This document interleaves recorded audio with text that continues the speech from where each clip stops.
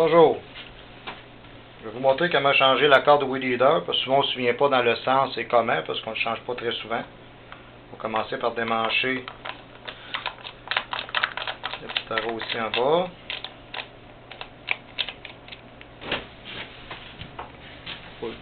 Pourquoi je le maintiens? Parce qu'il y a un ressort, fait qu'il chercherait à sortir. Ça, c'est le côté qui est face à pelouse. Le ressort il est l'autre côté.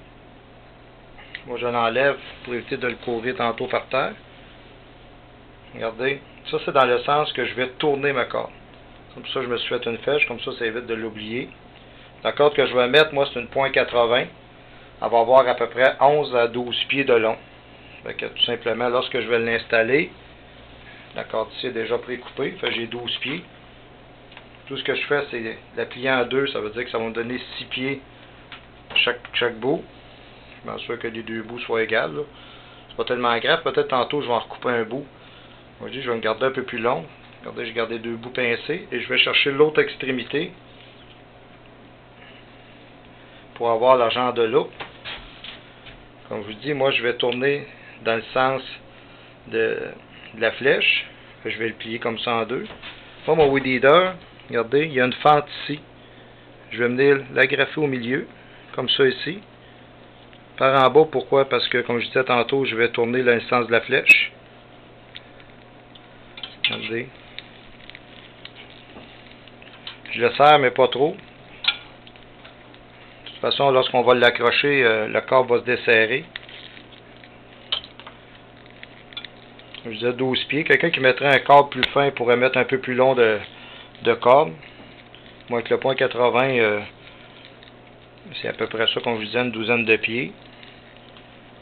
Ce qui est intéressant, sur tous les Weed Eater, ils ont ça ici. Il y a les chiffres, là, .80, .95. Comme je disais, moi, c'est un .80. Fait que je vais venir accrocher un dans le .80 ici. Comme ça m'évite de le tenir tout le long. Puis ici, je vais me donner un peu plus long. Comme je disais tantôt, je vais sûrement le recouper parce qu'il va être un peu trop long. Je le tiens serré, je mets l'autre. Comme ça m'évite, j'ai les mains dégagées pendant que je vais les rentrer dans les trous ici. Lorsque je vais le remettre, il y a des trous chaque côté. On va venir rentrer un côté ici, l'autre côté ici. Le bout qui est ici, moi je mets toujours un peu de graisse. Je l'ai mis tantôt. Ça ici, il y a comme un tarot qui est ici, là, qui va rentrer dans l'engrenage ici.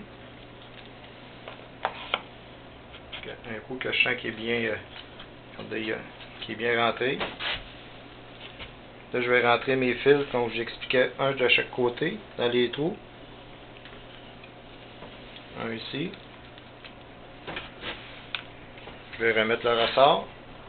Le ressort, habituellement, il est supposé de tenir. Si jamais il ne tient pas, mettez-le au centre ici, puis vous irez le rechercher. Moi, il tient. Je vais mettre l'autre côté ici. Là, je vais y aller. Moi, avant de le rentrer dedans, habituellement, lorsqu'on a un fil plus fin, lorsque je vais pousser, il devrait se décrocher de seul. Mais avec les .80, il ne va pas le faire. Fait que moi, ce que je fais, regardez, je le décroche avant. Un coup, je suis là, je suis certain qu'il ne déroulera plus. Il est tenu ici, puis il est tenu ici. Et je vais décrocher l'autre ici, qui est ici en bas. Je vais juste m'assurer que ce n'est pas pris au fond. Il faut vraiment qu'il soit au centre. Fait que les deux sont vraiment bien alignés. Le ressort fait le travail pour lequel il était conçu. Je vais remettre le tarot au bout.